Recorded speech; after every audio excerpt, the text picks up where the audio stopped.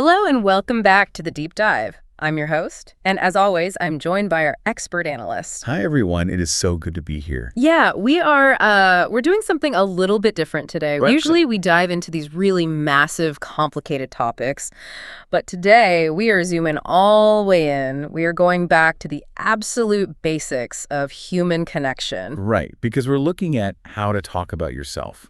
Specifically, how to introduce yourself in English. It's exactly, which sounds so simple, right? It does. It sounds like day one stuff. But honestly, it is the one thing that can make even a really smart, confident person just completely freeze up. Oh, absolutely.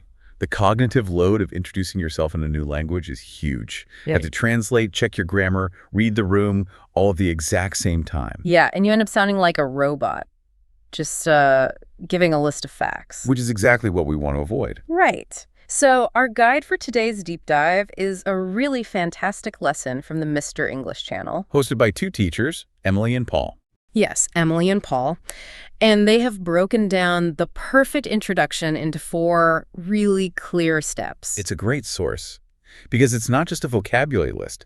It is a framework. A framework for survival. Exactly, a social survival kit. And since we know a lot of you listening right now are English beginners, or maybe you just want to brush up on your conversational skills, we are going to take this nice and slow today. Keep it simple, clear, and very practical. So, by the end of our time together, you will know exactly how to build an introduction that actually sounds natural. You'll sound like yourself, just in English. Let's jump right into step 1. Emily and Paul call this the foundation.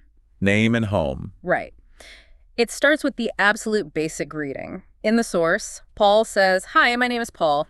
You really can't go wrong there. No, it's a classic. Yeah. But right after that, they point out a grammar difference that I think trips up, well, it confuses so many people. The difference between I am from and I live in? Yes. This is such a crucial distinction. In the lesson, Emily uses herself as an example. She says, "I'm from the United States, but I live in London." Okay, let's unpack that. Why use 2 different phrases? Why not just say, I'm in London? Because they tell 2 totally different stories about your identity. How so? Well, when you say, "I am from," you're talking about your origin, your roots, Yeah. your home country. That does not change. Emily will always be from the U.S. Right. That's her history. Exactly. But "I live in" is about your current reality, your day-to-day life right now. So by putting them together, she's actually telling a little story. She is. "I am from the U.S., but I live in London." She's saying, "I moved. I have a journey." And she uses that tiny word, but. The conjunction, yes. I'm from here, but I live there. It creates this nice little contrast. It invites the person listening to ask a question. They might say, "Oh, why did you move to London?" Or "How long have you lived there?" It starts a real conversation. Right. If you just say, "I live in London," you hide your whole background. And if you just say, I'm from the U.S., people might think you are just visiting on vacation. Exactly. Now, of course, if you were born in Brazil and you still live in Brazil, you can just keep it simple. "I'm from Brazil." Makes sense. Now, Paul adds a really great tip to this first step. He says you should add a little flavor to your location. I love this part. He tells us not to just name the city and stop. He suggests adding a detail about your actual home, like I live in a small apartment or I live in a big house. Right. Now, why do that? Why would a stranger care how big my apartment is? It's about giving the listener a picture in their mind. A visual detail. Exactly. "I live in New York" is just a dot on a map. But "I live in a tiny apartment in New York." Suddenly, I can picture your life. I can imagine you trying to fit a sofa through a small door. Yes. It makes you human. It's relatable. And you don't need complicated vocabulary to do this. Just simple words. Big, small house, apartment. It's an easy win for a beginner. So step 1 is name, origin, current city, and a tiny visual detail about your home. Which leads us right into step 2. Right. Step 2, job and age. This is a really important section. I call this the danger zone. Because this is where people make the same mistakes over and over again. It is definitely where we see the most fossilized errors. Mistakes that become habits. Let's start with the job part. Emily and Paul point out a rule that seems small, but it's actually huge for sounding natural. The "a" and "on" rule. The articles, right? Because in a lot of languages, you don't use those words for your job. Exactly.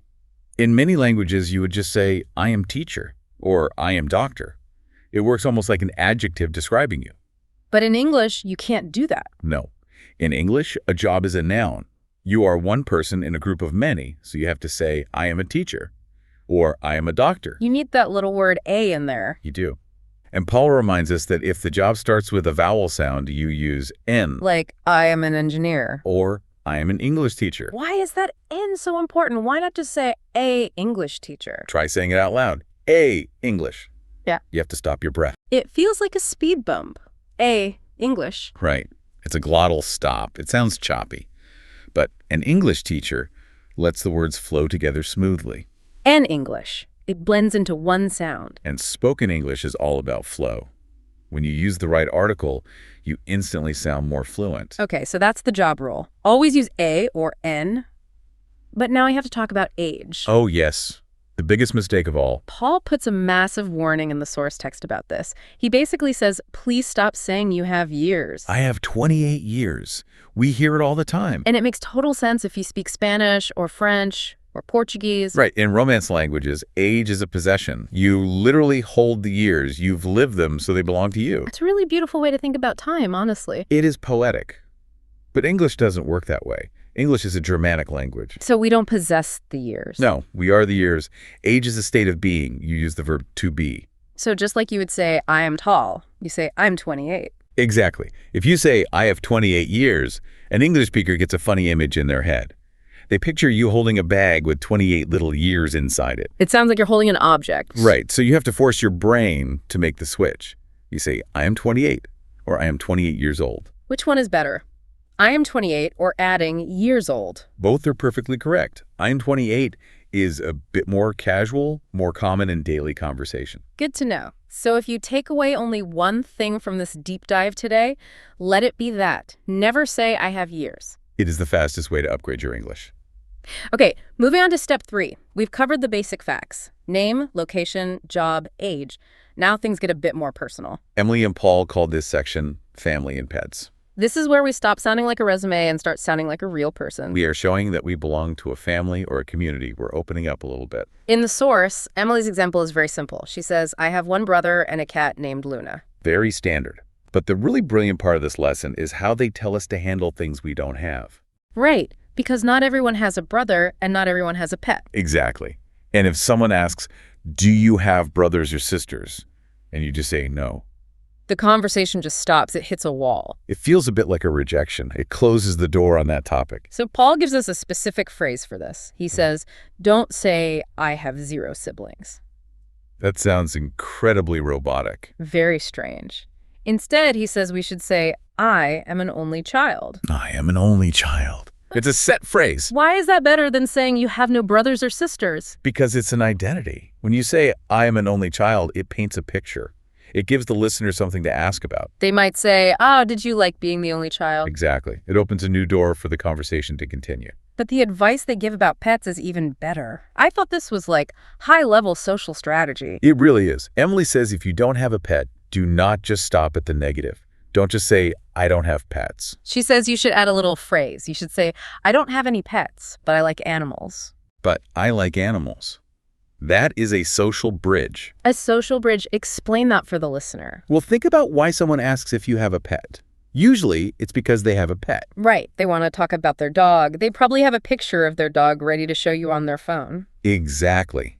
They're looking for a connection. If you just say, no, I don't have pets, you are shutting them down. You're saying, we have nothing in common here. It makes the other person feel a little awkward. Yes. But if you say, I don't have pets, but I like animals, you are giving them permission. You're saying, I don't own a dog, but please show me the picture of your dog. Right. You are validating their interest. It keeps the friendly energy flowing. It shows you are an empathetic person. And that makes you incredibly likable. Which is the whole goal of an introduction. It's not just about sharing data. It's about being likable. That is such a great point. So we have our social bridge. Now we move to the final piece of the puzzle. Step 4. Hobbies and likes. The fun stuff. What you do in your free time. But there's a big trap here that beginners always fall into. The laundry list. Oh, yes. I like soccer. I like reading. I like music. It's just a list of nouns. It's boring. It doesn't tell me anything about you as a person. So Emily and Paul give us a secret weapon here. One single word that fixes the whole problem. Where word is because. Because. Yes. In the source, Paul says, I like playing soccer. That's okay. But Emily says, I love painting because it's relaxing. Because it's relaxing. It totally changes the sentence. It adds the why. It shows your motivation. It shows your feelings. Now I know she values relaxation. Maybe her life is busy and painting is how she finds peace. Exactly. It invites empathy. Paul gives another example. He says, I like cooking because it's fun. Or I like reading because I love stories. The formula is simple. Activity plus because plus the feeling. Why does the listener care about the feeling, though? Because feelings are universal. You might not like painting at all. You might think it's messy. But you understand the feeling of being relaxed. So I can connect with the feeling, even if I don't share the hobby. Exactly. You might say, oh, I totally get that. I play video games because it's relaxing. And boom, you have a real connection. It makes you three-dimensional. It proves you're not just reciting a textbook. I love that. So for you listening right now, think about your favorite hobby. Ask yourself why you do it. If you like running, is it to be healthy? Or is it just to get out of the house for 30 minutes? I like running because it gives me quiet time. That is a great sentence. Much better than just, I like running. Okay, let's review these 4 steps before we put it all together. Sounds good. Step 1, name and home. Use from for your origin and live in for your current city and add a visual detail. Step 2, job and age. Remember the a and an, and use I am, never I have for your age. Step 3, family and pets. Use only child if you have no siblings, and use that bridge. I don't have pets, but I like animals. And step 4, hobbies. Always use the word because to share a feeling. It's a really solid structure. So let's hear what it sounds like when you follow all the rules. Emily gives a great full example at the end of the lesson. I'm going to read her full introduction nicely and clearly. Just listen to how it flows. Go for it.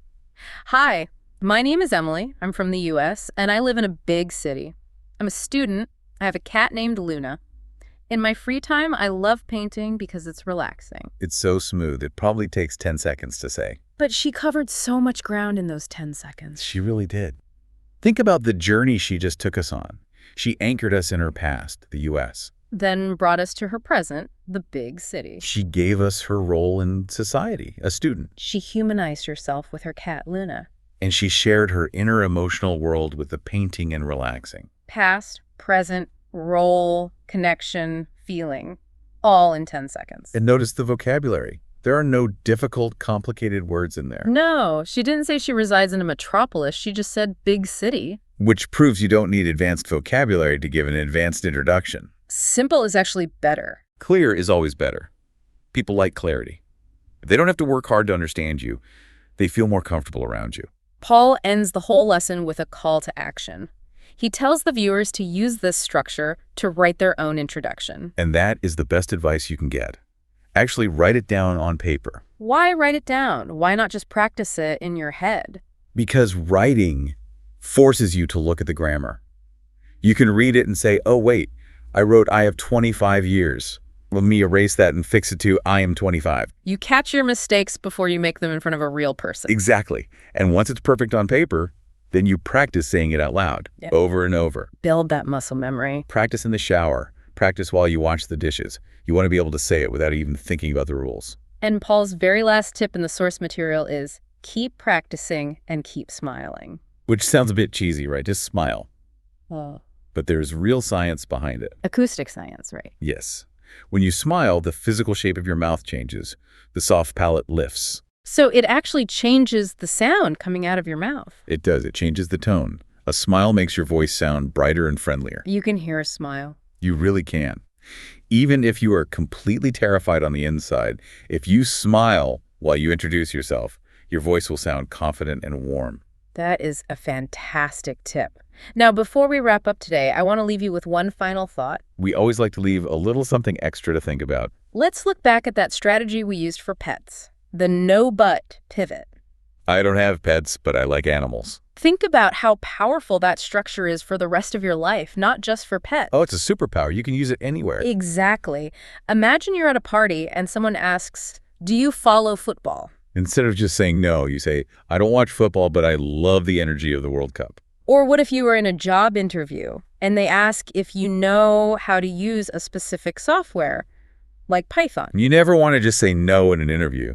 You hit the wall. Right, so you use the pivot. I haven't used Python yet, but I am very fast at learning new software. Yes, you turn a negative into a positive. It's the yes and attitude. It shows you are open, you are positive, and you want to keep the conversation moving forward. It controls the narrative. You aren't just giving people a list of facts. You're teaching them how to see you. You're showing them that you are someone who is eager to connect. And that is exactly what a great introduction does. It builds a bridge. So true. Well, a huge thank you to Emily and Paul from the Mr. English channel for this source material. It's a wonderful lesson, really practical. And thank you to you for listening and learning with us. We hope you feel a lot more ready the next time someone says, "Tell me about yourself." Just remember to use because, and please don't say you have years. Keep practicing, keep smiling, and we will see you in the next deep dive. Bye, everyone.